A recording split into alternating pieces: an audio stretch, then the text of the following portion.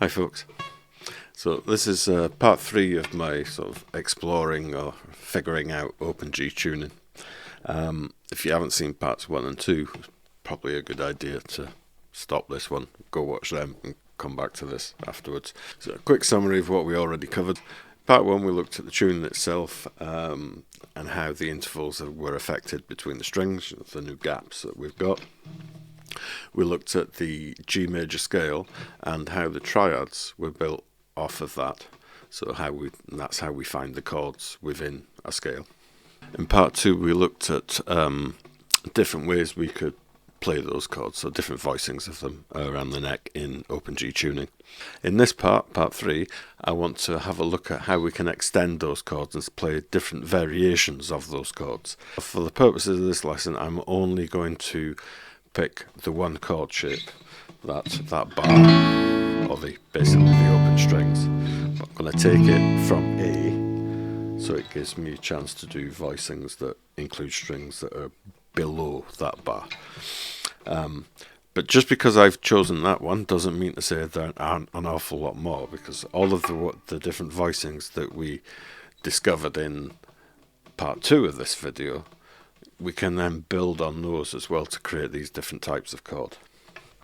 So the first thing we need to know is how do we actually identify those types of chords so we know how to build them. There's a set of formulas that we can follow which explains how all the chords are built. So a major chord has a root, third and a fifth.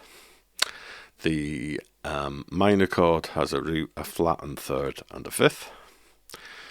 A sus2 that replaces the third with the second. A sus4 replaces the third with a fourth. An add5 only contains the root and the fifth, and generally we tend to add a second root on top of that, like an octave higher. So an add5 chord, which is your power chord. 6 basically takes that triad and adds the 6th note of the scale to it as well. On the 6th chord, because the 5th and the 6th are basically one tone apart, they're very close, they can clash sometimes. So in certain voicings you might want to drop the 5th. You don't have to, it depends, it'll work. If you take the 6th from the octave above to create more of a gap, then you're actually creating an add 13 chord. Yeah, we'll come to that. The 7th, so if you see like an A7, see it written down as A7, that means it's the dominant 7. So that's the flattened 7th from the scale. You take the 7th in the scale and flatten it. So in the case of A, the 7th in A is G sharp, so one semitone below the root. So the flattened 7th would be a G, so we would include a G note in our A if we wanted to play an A7. We've got a major 7, so that's the actual 7th from the scale, from the major scale. And add 9.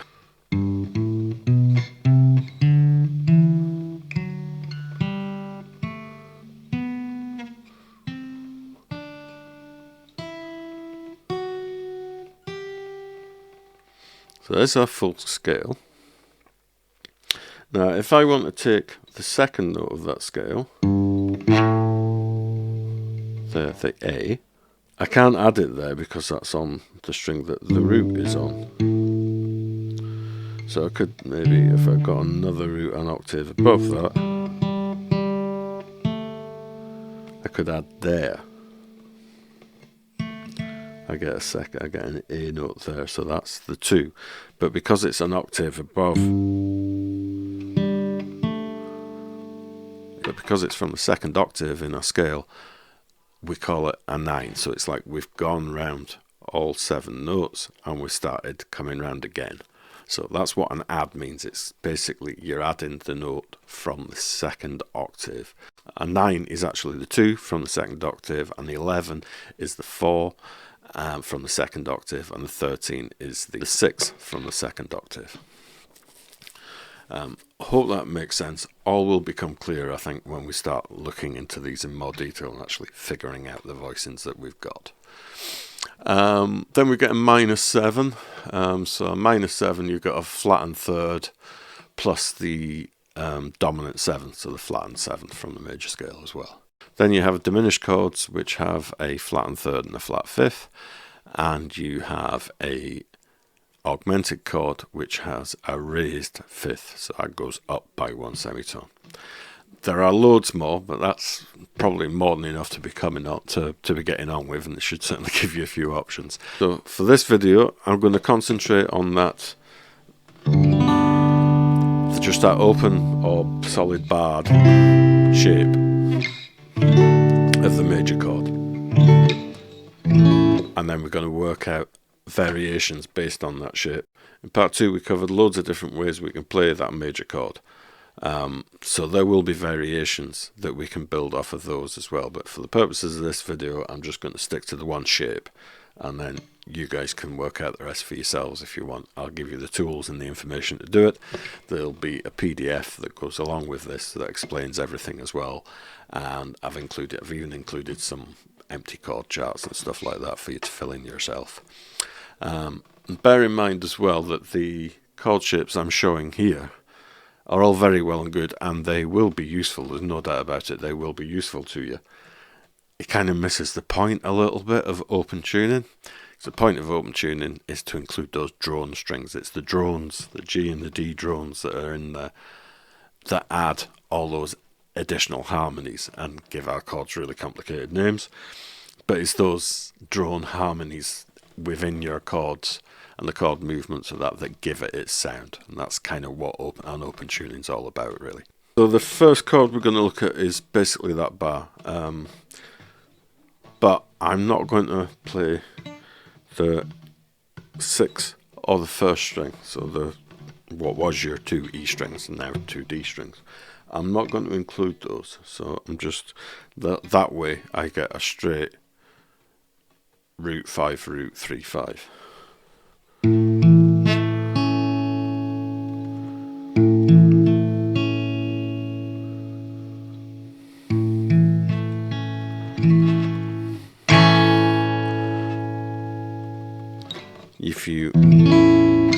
No reason why you can't include the higher string, the first string, on there. We get root 5 root 3 5. If we include the lowest string and do the full bar across, we're actually playing an A over E.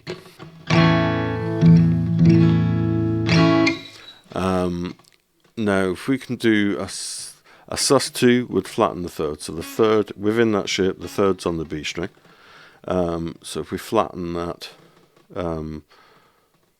actually drop it down a full tone, because it's tone, tone, semitone, so the semitones between the 3 and the 4, between the 2 and the 3 we've got a full tone. So I need to drop that off by 2 frets, so I can just play that B string open within that chord. So I can play like that.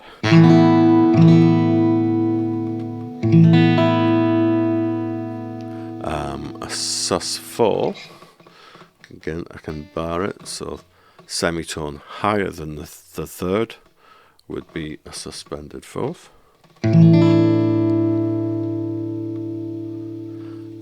Obviously there's a flattened third as well, which would be the minor, but we covered all the minors. We covered the minors in the early one, so I'm not going to go through that again. So yeah, we had the sus4,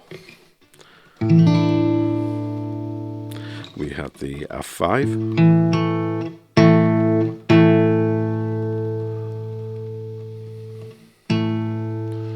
and the 5th is here, so if we want to play a 6, we would basically bring that 5 up at full tone. So there's a 6th, an A6, and we can do the 6 and the sus4 together. Share a Keith Richards chord. So that's an A6 suspended 4th. I'll give you a major 7th, would be like that.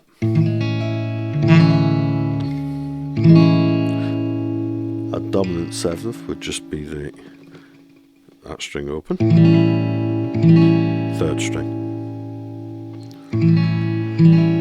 Add 9 would be, so that would be, the ninth would be the second from the second octave. So if our first octave starts here, our second octave starts here.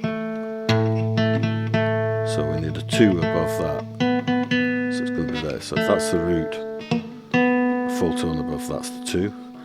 And because it's from the second octave, not the first octave, we call it an add 9.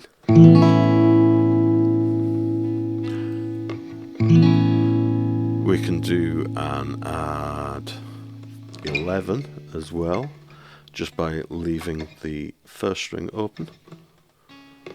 It's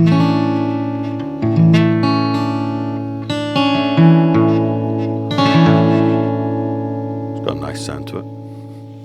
And the 13, so the add 13 takes 6 from the second octave, so our first octave is here, second octave starts on this string here, so it's got to be higher than that. So where's the 6 from there? So if that's root, second, third, fourth, fifth, 6, 7, root. So it's this note here, so that's the 6th. That gives us an add 13 chord.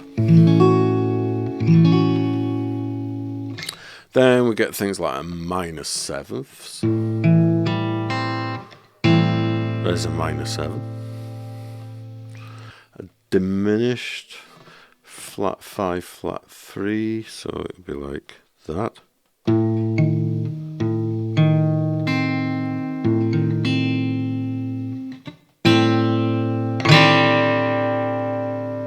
Augmented would be a raised 5th, so that was the 5th, so we raise that.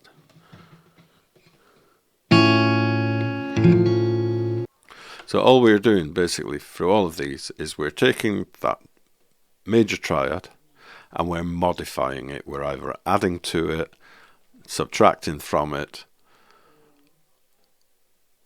or sharpening or flattening certain notes. And that's how chords are named and how chords are built. Doesn't matter what the tuning is, the same principles apply. So it's just, yeah, the actual shapes and where you move your fingers to will vary between tunings.